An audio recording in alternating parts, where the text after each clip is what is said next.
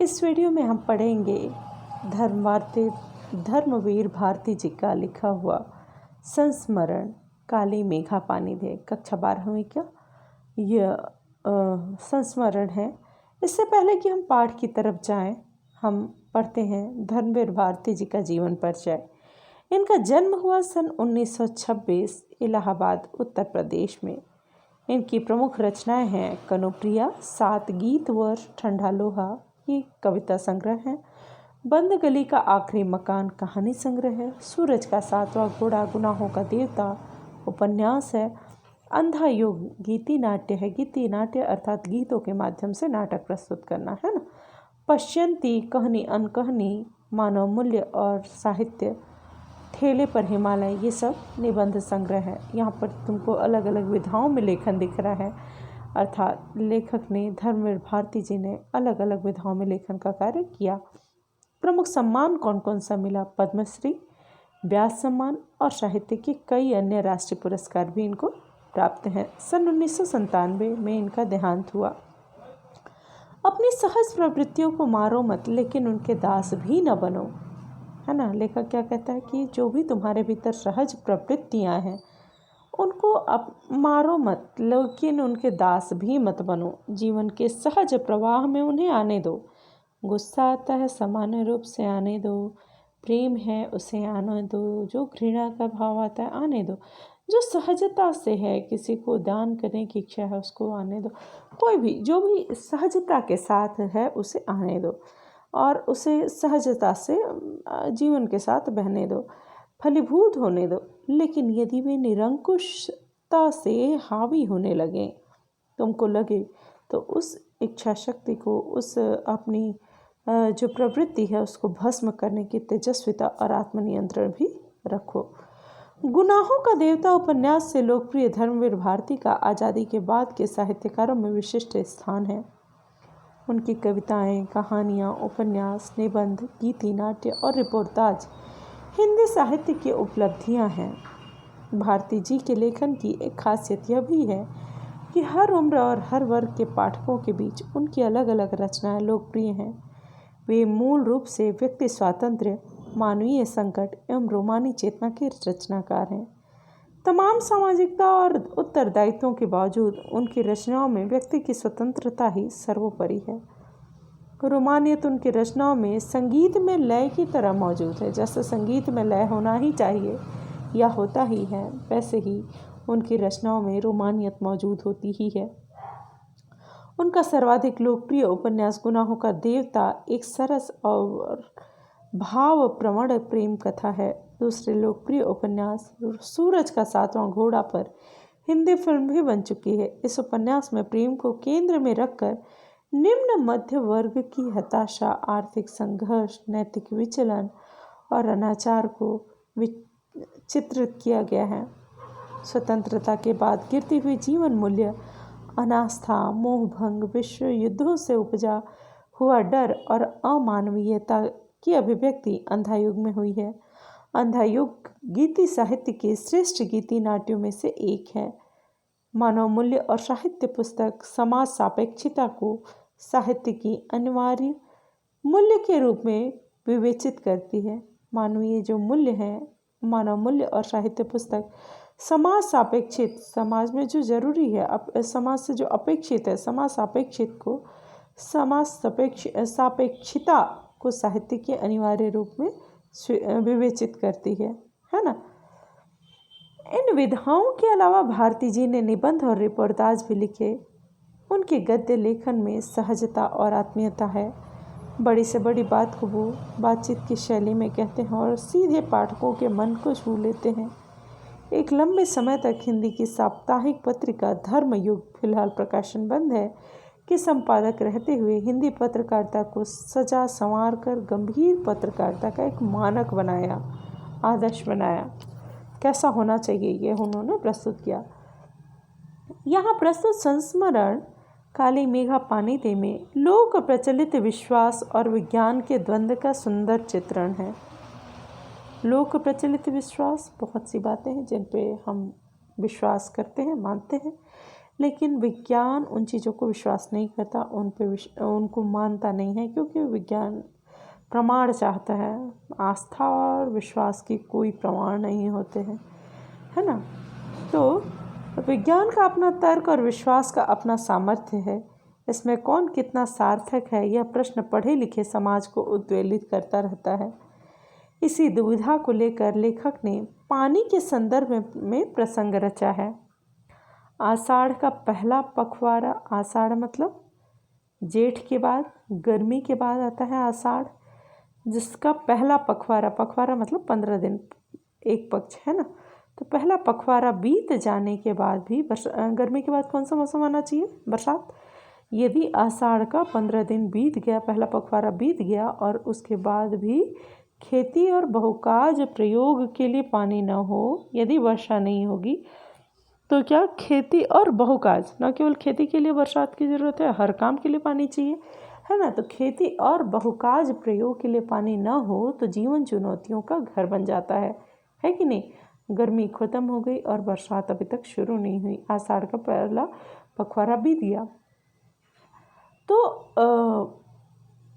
जीवन चुनौतियों का घर बन जाएगा। और उन चुनौतियों का निराकरण विज्ञान न कर पाए तो उत्सव धर्मी भारतीय समाज चुप नहीं बैठता है, वह किसी जुगाड़ में लग जाता है, प्रपंच रचता है और हर कीमत पर जीवित रहने के लिए अशिक्षा और बेबसी के भीतर से उपाय और काट की खोज करता है। अभी कोरोना काल चल रहा है, तुम लोग भी सुन ही रहे हो, कोरोना के कारण पूरा विश्व किस तरह से प्रभावित है, किस तरह उसने पूरे विश्व को बांध कर रख दिया और प्रभावित किया है। लेकिन इसमें भी कोरोना माई की पूजा हो रही है। कोरोना तो अपने लोगों की अपनी अपनी मान्यताएं उपस्थित रहती हैं कि नहीं, शायद इससे इसका उपाय हो जाए, है ना। आस्था अपना रास्ता बना लेती है यदि विज्ञान बेबस हो जाता है तो प्रपंच रचता है और हर कीमत पर जीवित रहने के लिए अशिक्षा और बेबसी के भीतर से उपाय और काट की खोज करता है। लेखक ने अपने किशोर जीवन के इस संस्मरण में दिखलाया। संस्मरण यादों को शब्दों में पिरोना ही संस्मरण है। तो किस जीवन के? किशोर जीवन। किशोर जो तुम लोगों की आयु है, मतलब बालक भी नहीं है और युवा भी नहीं है, किशोर अवस्था, है ना, टीनेजर्स। तो किशोर अवस्था के किशोर जीवन के संस्मरण में दिखलाया है कि अनावृष्टि दूर करने के लिए, अनावृष्टि बारिश न होना, अतिवृष्टि बहुत अधिक बारिश होना, अनावृष्टि दूर करने के लिए गांव के बच्चों की इंद्र सेना द्वार द्वार पानी मांगती चलती है। और लेखक का तर्कशील किशोर मन भीषण सूखे में उसे पानी की निर्मम बर्बादी के रूप में देखता है। किशोरों का दिमाग बहुत ज़्यादा वैज्ञानिक होता है, बहुत तर्कशील होता है। तो जो लेखक का किशोर मस्तिष्क है वह उसे पानी की बर्बादी मानता है ना। जो इंद्र सेना है वह द्वार द्वार पानी मांगती है और लेखक का जो तर्कशील किशोर मन है वह भीषण सूखे में उसे पानी की निर्मम बर्बादी मानता है। क्योंकि सोचो ना तुम्हें कि अभी बरसात नहीं हुई है, गर्मी बीत चुकी है और बरसात नहीं है, तो सोचो हर चीज़ के लिए तो पानी चाहिए। तो पानी तो यहाँ बहुमूल्य धातुओं से भी अधिक महंगा हो जाएगा और बहुमूल्य हो जाएगा। तो पानी को हर चीज़ में सोने चांदी से ज़्यादा छुपा के और ढक के रखा जाएगा। ऐसे में इंद्र सेना पर पानी फेंकना उसको पानी की बर्बादी लगती है ना। तो इस किशोर मन का वितर्क नहीं, वैज्ञानिक तर्क ही कहना चाहिए कि विज्ञान विषय की इतने दीर्घ काल तक पढ़ाई और विज्ञानोपलब्ध आविष्कारों से अपने जीवन को भौतिक सुख सुविधाओं से भरते रहने के बावजूद इस देश के जनमानस में ऐसी वैज्ञानिक दृष्टि का न जन्म पाना अफसोसनाक ही कहा जा सकता है। हम विज्ञान से जन्मे इतने भौतिक सुख सुविधाओं का भोग कर रहे हैं, पूरे जीवन बचपन से ही विज्ञान पढ़ते हैं और उसके बाद भी यदि ऐसे अंधविश्वासों पर विश्वास करते हैं तो यह क्या होगा, इसको अफसोसजनक ही मानता है लेखक। पर जनता के सामूहिक चित्त में बैठे विश्वासों का क्या करें? जिस समाज में पले बढ़े हैं, जो हमारे मन मस्तिष्क में विश्वास बने हुए हैं, उनका क्या कर सकते हैं? जिनसे संचालित होने वाले कुछ लौकिक कर्मकांड संस्कृति की घटना के रूप में हमें लगते हैं, यदि वे विश्वास प्रत्यक्षतः जानलेवा या नस्ल, जाति, मजहब और लिंग के आधार पर किसी समुदाय के लिए अपमानजनक हो, तब तो उन्हें अंधविश्वास कहकर उनका शीघ्र अतिशीघ्र निराकरण ही एकमात्र कर्तव्य है। पर यदि कुछ विश्वास विज्ञान सम्मत न होकर भी, विज्ञान नहीं माने उसको, लेकिन फिर भी उक्त तरह से हानिकारक नहीं है, वो किसी जाति, धर्म और लिंग पर आघात नहीं करता, चोट नहीं करता, तो उनके साथ भी उसी प्रकार का बर्ताव क्या उचित है? ऐसा करने में क्या हमारे सांस्कृतिक मन के खाली हो जाने का खतरा नहीं है? हमारी जो परंपराएं हैं, हमारी जो रीति रिवाज हैं, हमारे जो विश्वास हैं, आस्था है, उसका वैज्ञानिक प्रमाण तो नहीं है, है ना?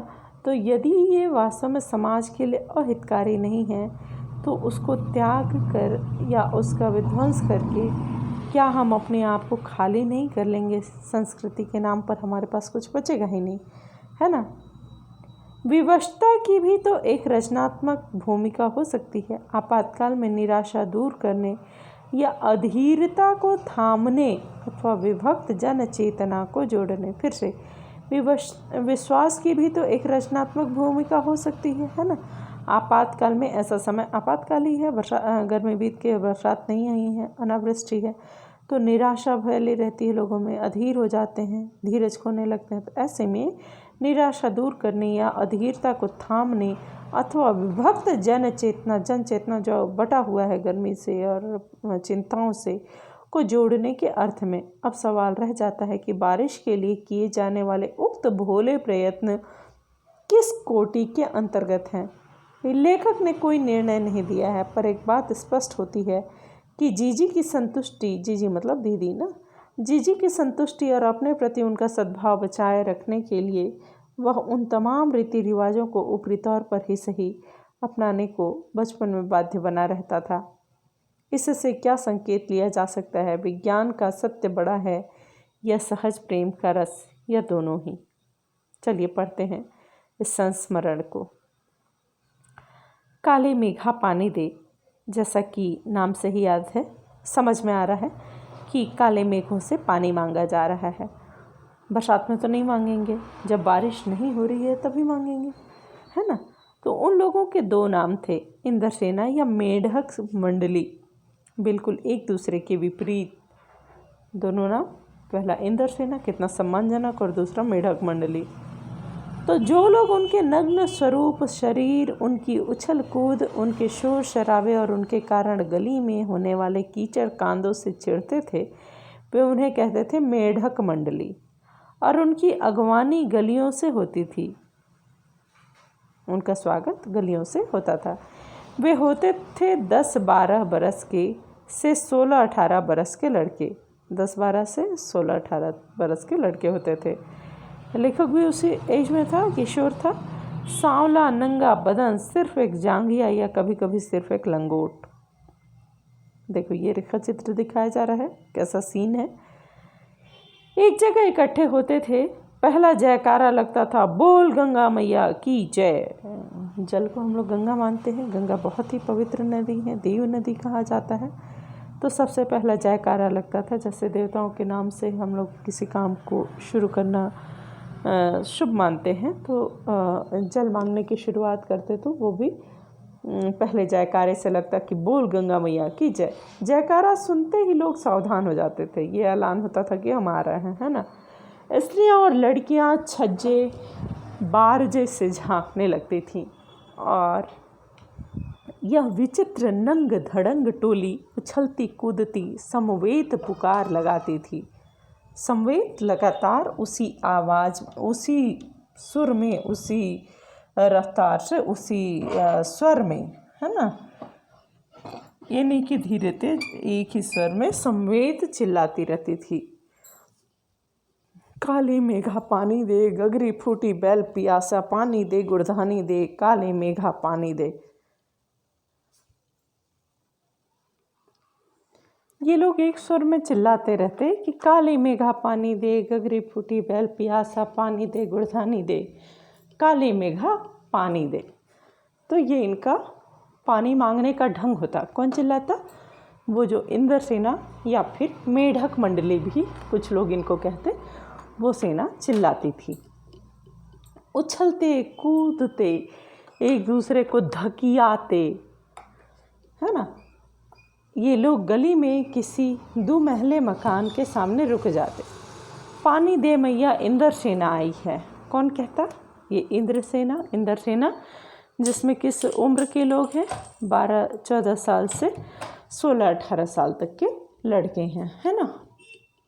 नंग धड़ंग पानी मांगते।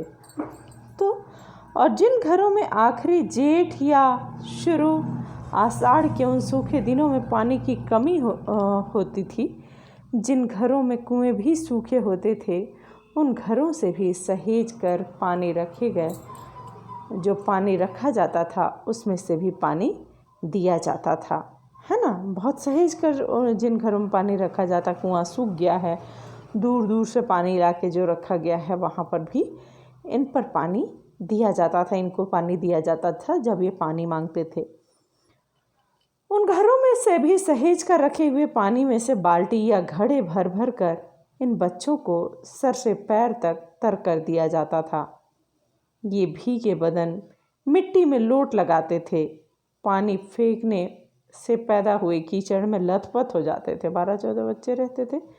हाथ पाँव बदन मुंह पेट सब पर गंदा कीचड़ मल कर फिर हाँक लगाते तेज चिल्लाते, बोल गंगा मैया की जय, और फिर मंडली बांध कर उछलते कूदते अगले घर की ओर चल पड़ते। बादलों को टेरते आवाज़ देते, काले मेघा पानी दे। वे सचमुच ऐसे दिन होते जब गली मोहल्ला गांव शहर हर जगह लोग गर्मी में भुन भुन कर त्राहिमाम कर रहे होते। जेठ के 10 तपा, 9 तपा सुने ही होगे, तो 10 तपा बहुत गर्म दिन होते हैं ना। 9 तपा 9 गर्म दिन, 10 तपा गर्म 10 दिन, है ना। 10 दिन जो बहुत गर्म होते हैं। तो बीत करके आषाढ़ का पहला पखवाड़ा भी बीत चुका है और क्षितिज पर कहीं बादल की रेख भी नहीं दिखती होती। कुएं सूखने लगते, नलों में एक तो बहुत कम पानी आता और आता भी तो आधी रात को भी मानो खौलता हुआ पानी आता, इतना गर्म रहता था। तो शहरों की तुलना में गांव में और भी हालात खराब होती थी। क्यों? यहाँ जुताई होनी चाहिए, वहाँ खेतों की मिट्टी सूख कर पत्थर हो जाती। खेती का दिन, फिर उसमें पपड़ी पड़कर ज़मीन फटने लगती। लू ऐसी कि चलते चलते आदमी आधे रास्ते में लू खाकर गिर पड़े। ढोर डंगर, मतलब पालतू जो जानवर होते हैं उनको ढोर डंगर, है ना, जानवर भी प्यास के मारे मरने लगते, लेकिन बारिश का कहीं नाम निशान नहीं।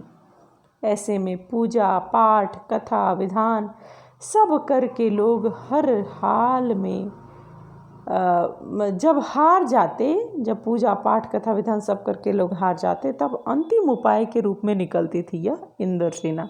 सुने ही होगे, पहले जब बारिश नहीं होती थी तो क्या करते थे, जब राजाओं का शासन था तो राजा एक दिन के लिए किसान बन जाता था और किसी भी किसान के खेत में हल जोतता था और ऐसा इंद्र देवता की पूजा करता था। तो उससे प्रसन्न होकर ऐसा मानते हैं कि इंद्रदेव बरसात करते थे। तो अपनी अपनी मान्यताएं हैं, है ना।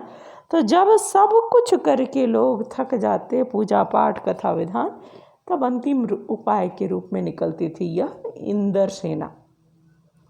वर्षा के बादलों के स्वामी हैं इंद्र, और इंद्र की सेना टोली बांधकर कीचड़ में लथपथ निकलती और पुकारते हुए मेघों को, बरसात के देवता माने जाते हैं इंद्र, और इनको इंद्र सेना मानी जाती है। और ये इंद्रों की सेना यदि बादलों को आवाज़ दे रही है तो बारिश होनी चाहिए, है ना। तो ये आस्था और विश्वास की चीज़ है।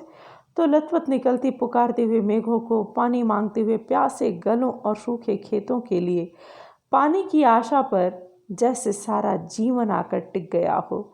बस एक बात मेरे समझ में नहीं आती थी, किसके? लेखक के ना, नहीं आती थी कि जब चारों ओर पानी की इतनी कमी है तो लोग घर में इतनी कठिनाई से इकट्ठा करके रखा हुआ पानी बाल्टी भर भर के इन पर फेंकते क्यों हैं?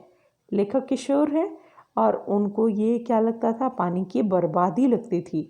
ऐसे में जब एक एक बूंद पानी महंगा हुआ है तो लोग इन पर बाल्टी भर भर कर पानी क्यों बर्बाद करते हैं? कैसी निर्मम बर्बादी है पानी की।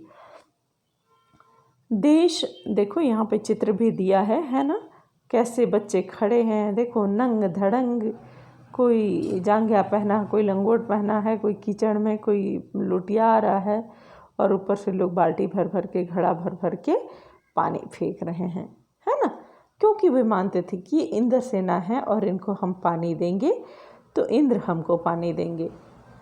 लेकिन लेखक को ये पानी की बर्बादी लगती थी, है ना। कितनी क्षति होती है इस तरह के अंधविश्वासों से। कौन कहता है इन्हें इंद्र की सेना? अगर इंद्र महाराज से ये पानी दिलवा सकते तो खुद अपने लिए पानी क्यों नहीं मांग लेते? अपने लिए क्यों हमसे पानी मांग रहे हैं, है कि नहीं? क्यों मोहल्ले भर का पानी नष्ट करवाते घूमते हैं?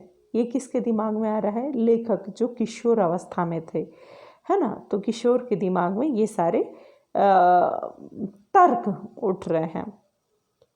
ये सब कुछ नहीं होता, ये सब केवल पाखंड है, अंधविश्वास है। ऐसे ही अंधविश्वासों के कारण हम अंग्रेजों से पिछड़ गए और गुलाम बन गए। मैं असल में था तो इन्हीं मेंढक मंडली वालों की उम्र का, है ना, उसी उम्र का था, किशोर था। पर कुछ तो बचपन के आर्य समाजी संस्कार, आर्य समाज पढ़े होगे तुम लोग इतिहास में। आर्य समाज क्या होता है? आर्य समाज किसी भी मूर्ति पूजा या ढोंग ढकोसले या रीति रिवाजों में विश्वास नहीं करता है ना। ईश्वर को मानता है लेकिन मूर्ति पूजा में विश्वास नहीं करता, और जो रीति रिवाज होते हैं, प्रथाएं होती हैं, उसमें विश्वास नहीं करता।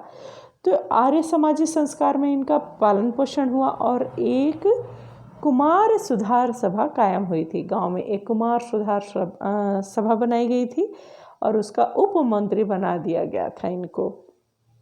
तो समाज सुधार का जोश भी कुछ ज़्यादा ही था। किशोरावस्था जोश सबसे अधिक होता है इस उम्र में, है ना। तो किशोरावस्था का जोश था और ये सारी बातें थी, आर्य समाजी संस्कार थे, तो इन चीज़ों पर जल्दी विश्वास नहीं होता था, है ना। थे उसी उम्र के, लेकिन फिर भी उसको एक्सेप्ट नहीं कर पाते थे, ना लोगों के एक्शन को ना उनके एक्शन को।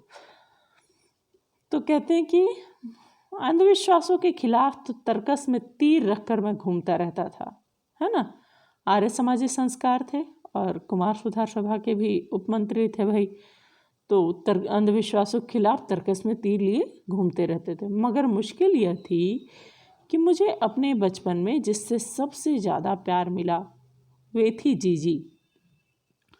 यूँ मेरे रिश्ते में कोई नहीं थी वो जो जीजी थी, जीजी मतलब दीदी, वो रिश्ते में मेरी कोई नहीं लगती थी। उम्र में मेरी माँ से भी बड़ी थी, पर अपने लड़के बहू सबको छोड़कर उनके प्राण मुझी में बसते थे। और वे थी उन तमाम रीति रिवाजों, तीज त्योहारों, पूजा अनुष्ठानों की खान जिन्हें कुमार सुधार सभा का यह उपमंत्री अंधविश्वास कहता था। लेखक अपनी बात कह रहे हैं ना, और उन्हें जड़ से उखाड़ फेंकना चाहता था। समझो कितनी गजब की स्थिति ना। जीजी इन सब की भक्त थी, वो सारे तीज त्योहार, रीति रिवाज और पूजा अनुष्ठानों की खान थी।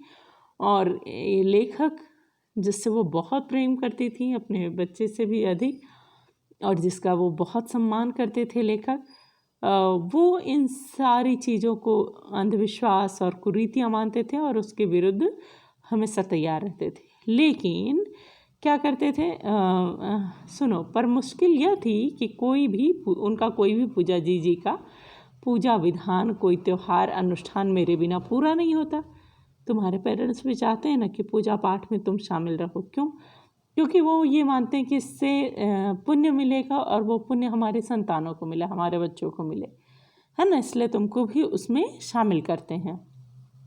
देखो, दिवाली है तो गोबर और कौड़ियों से गोवर्धन और सतिया बनाने में लगा हूँ। करते हैं ना गोवर्धन दिवाली में, और देखो वही। और जन्माष्टमी है तो रोज़ 8 दिन की झांकी तक को सजाने, है ना, और पंजीरी बांटने में लगा हूँ। जन्माष्टमी में श्री कृष्ण का जन्मदिन मनाते हैं हम लोग छठी तक रखते हैं उनका डोल, है ना। तो वो सब सजाने में और पंजीरी बांटने में, अर्थात प्रसाद बांटने में लगा रहता मैं। हर छठ व्रत होता है जानते होंगे रीवा सतना तरफ के लोग करते हैं। हर छठ है तो छोटी रंगीन कुलियों, छोटा छोटा घड़ा रहता है, उसमें प्रसाद चढ़ाते हैं हम लोग। मैं भूंजा भर रहा हूँ, भूंजा मतलब भुना हुआ अनाज ना, तो छोटी रंगीन कुलियों में भूजा भर रहा हूँ। किसी में भुना चना, किसी में भुनी मटर, किसी में भुने अरवा चावल, किसी में भुना गेहूँ। जीजी ये सब मेरे हाथों से कराती ताकि उनका पुण्य मुझे मिले। बताइए मैं अभी आप लोग को, केवल मुझे, जीजी मुझसे बहुत प्रेम करती थी, इसलिए वो चाहती थी कि उनके जो भी धार्मिक अनुष्ठान है वो मैं करूं ताकि उसका पूरा पुण्य मुझे मिले।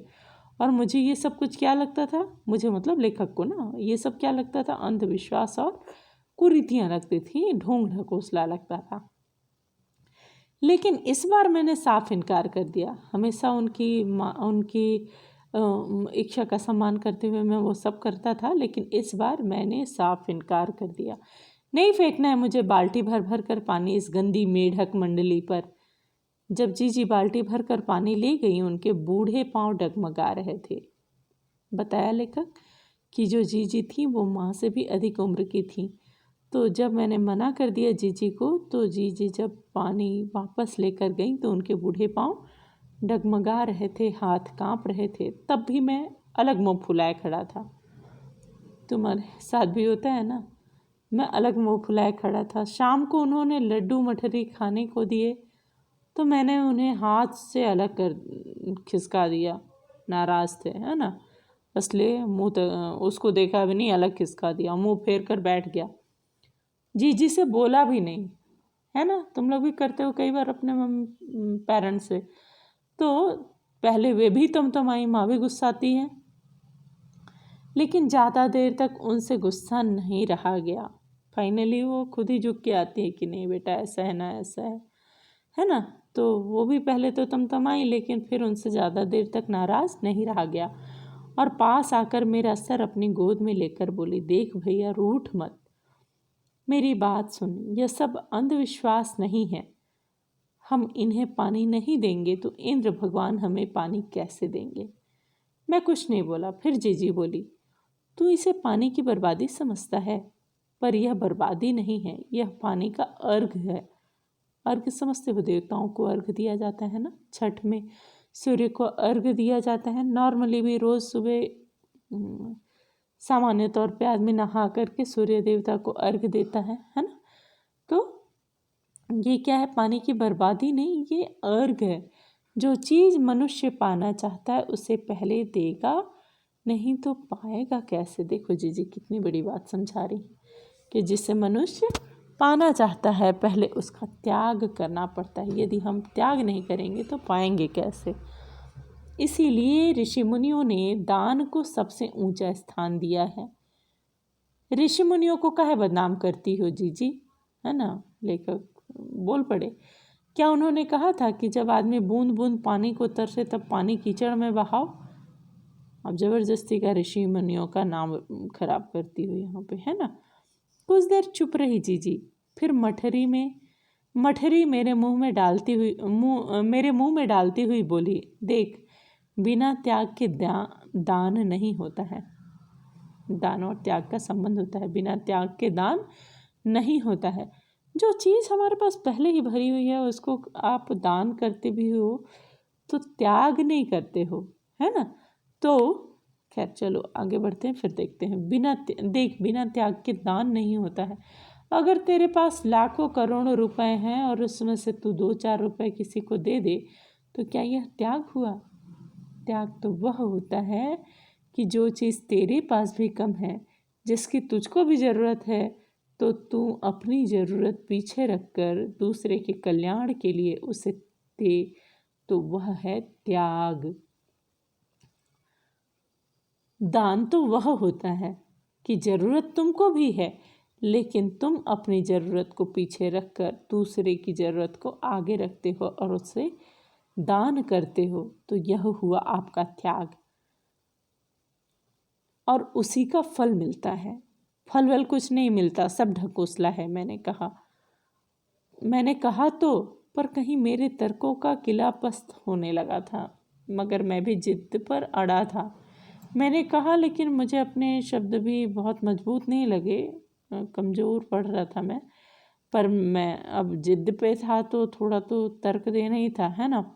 फिर जीजी बोली, देख तू तो अभी से पढ़ लिख गया है, मैंने तो गांव के मदरसे का भी मुंह नहीं देखा। पर एक बात देखी है कि अगर 30-40 मन गेहूं उगाना है तो किसान 5-6 सेर अच्छा गेहूं अपने पास से लेकर ज़मीन में क्यारियां बनाकर फेंक देता है ना। किसान कैसा गेहूं फेंकता है, कैसा धान फेंकता है, जो अच्छी क्वालिटी का होता है। और कब फेंकता है, जब उसके पास बहुत ज़रूरत होती है ना। लेकिन चूँकि उसको अधिक उपजाना है तो वह देखो यहाँ पे बोल रहा है 30-40 मन गेहूं उगाना है तो 5-6 सेर अच्छा गेहूं अपने पास से ज़मीन में क्यारियां बनाकर फेंक देता है, उसे कहते हैं बुआई। यह जो सूखे हम अपने घर का पानी इन पर फेंकते हैं तो अभी सूखा है और ऐसे में हम अपने घर का पानी इन पर फेंकते हैं, वह भी बुआई है। जब हम इन पर फेंकते हैं तो हम अपना त्याग करते हैं, है ना। और यही पानी गली में बोएंगे तो सारे शहर कस्बा गांव पर पानी वाले बादलों की फसल आ जाएगी। हम बीज बनाकर पानी देते हैं, फिर काले मेघा से पानी मांगते हैं। सब ऋषि मुनि कह गए हैं कि पहले खुद दो, तब देवता तुम्हें 4 गुना 8 गुना करके लौटाएंगे भैया। यह तो हर आदमी का आचरण है जिससे सबका आचरण बनता है। यथा राजा तथा प्रजा, सिर्फ यही सच नहीं है, सच यह भी है कि यथा प्रजा तथा राजा, जैसी राजा वैसे प्रजा नहीं, सच यह भी है कि जैसी प्रजा होगी वैसा ही राजा को करना पड़ता है। यही तो गांधी जी महाराज कहते हैं। जीजी का एक लड़का राष्ट्रीय आंदोलन में पुलिस की लाठी खा चुका था और तब से जीजी गांधी महाराज की बात अक्सर करने लगी थी। इन बातों को आज 50 से ज़्यादा बरस हो गए। लेखक बैठे बैठे याद कर रहा है ना, संस्मरण है। तो इन बातों को आज बीते हुए 50 से अधिक बरस हो गए, लेकिन चीज़ें बिल्कुल यादें बिल्कुल ताज़ा हैं। ये पूरी घटना उनके मन मस्तिष्क में घूम रही है, पर ज्यों की त्यों मन पर दर्ज है। कभी कभी कैसे कैसे संदर्भों में ये बातें मन को कचोट जाती हैं। हम आज देश के लिए करते क्या हैं? ये जो त्याग और दान की बात जीजी ने 50 वर्ष पहले कही थी, आज कई बातों पर मन कचोट जाता है कि हम देश के लिए क्या करते हैं। चाहते हैं सब कुछ, लेकिन दान या त्याग नहीं करना चाहते हैं। देखो कितनी बड़ी बात कह रहा है कि आज हम देश के लिए करते क्या हैं। मांगे हर क्षेत्र में बड़ी बड़ी हैं, पर त्याग का कहीं नाम निशान नहीं है। अपना स्वार्थ आज एकमात्र लक्ष्य रह गया है। हम चटखारे लेकर इसके या इसके भ्रष्टाचार की बातें करते हैं, है ना। चटखारे लेकर मज़े ले करके इसके या उसके भ्रष्टाचार की बातें करते हैं, लेकिन कभी हम ये सोचते हैं कि जिस स्तर पे हम हैं, क्या उसी स्तर पे हम भी भ्रष्टाचार के अवसर नहीं ढूंढते? यदि आपको अवसर मिला ही नहीं और आपने भ्रष्टाचार नहीं किया, तब आप ईमानदार नहीं हैं। यदि आपको भ्रष्टाचार का अवसर मिला और आपने नहीं किया, तब आप ईमानदार हैं, है ना। तो लेखक कहता है देखो कि अपना स्वार्थ आज एकमात्र लक्ष्य रह गया है। हम चटखारे लेकर इसके या उसके भ्रष्टाचार की बातें करते हैं, पर क्या कभी हमने